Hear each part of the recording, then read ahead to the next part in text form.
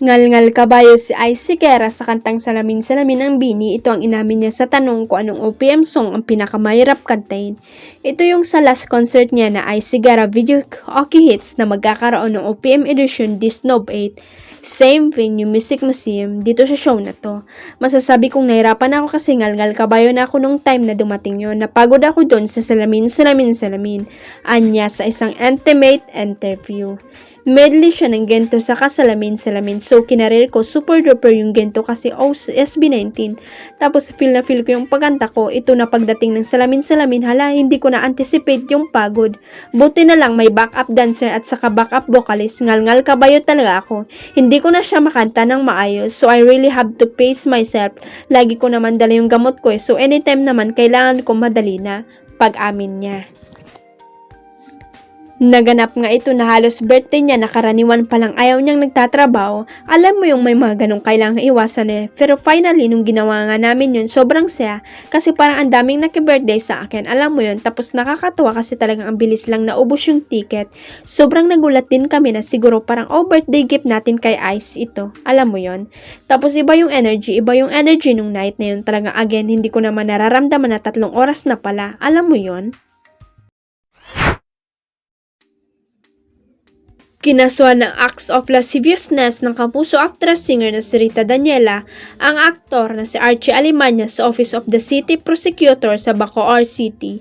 Naghain ng formal complaint si Rita laban sa aktor kahapon October 30, taga Bacoor si Rita kaya doon siya nagsampa ng demanda.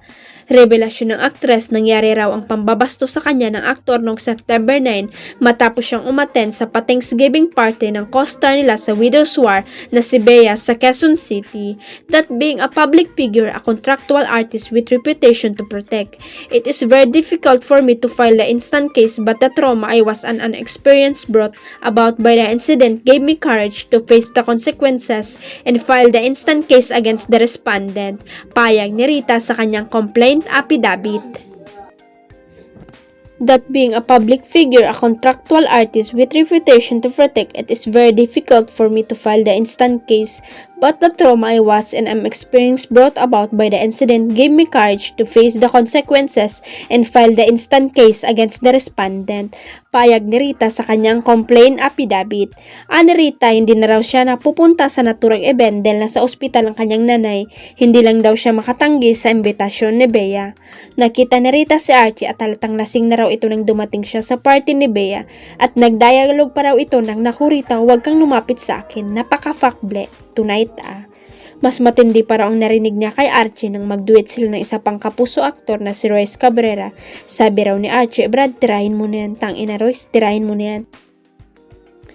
Dinedma lang ito ni Rita dahil ayaw niyang lasing ng aktor pero pinagsabihan na raw si Bea, si Archie. Nang pauwi na raw si Rita dakong 2:30 AM ng September 9 at nagbook ng Grab ay sinamahan pa raw siya ni Radian Alba, ang senior program manager ng Widow's War. Suddenly, a white SUV stopped in front of us and when the window rolled down, I was surprised to see the respondent Archie Alemania inside it saying, "Tara na, sumakay ka na, ihatid na kita." That I initially refused his offer since the Grab ride was already on its way but respondent insisted by saying, "Ano ka ba? Sobrang late na, mari pa ng Grab driver, cancel mo na yan." Thinking that he was already sober and that he went back to his being an elder brother who could safely take me home, I agreed to ride with him and cancelled my Grab ride. Ang salaysay pa ni Rita.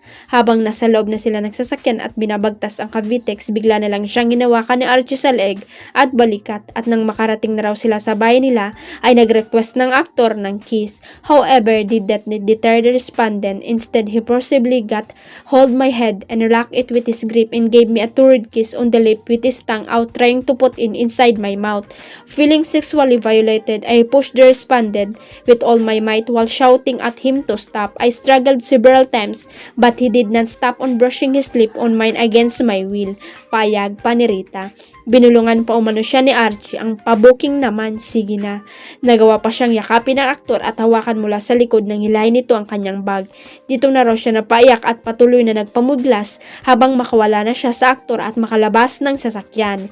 Kinabukasan ay nag-text daw sa kanya si Archie at humihingi ng suri sa ginawa niya.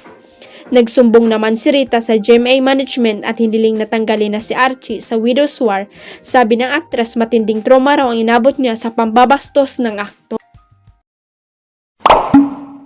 Huwag kalimutang i-click ang subscribe button at i-ring ang notification bell para sa latest at legit chika updates.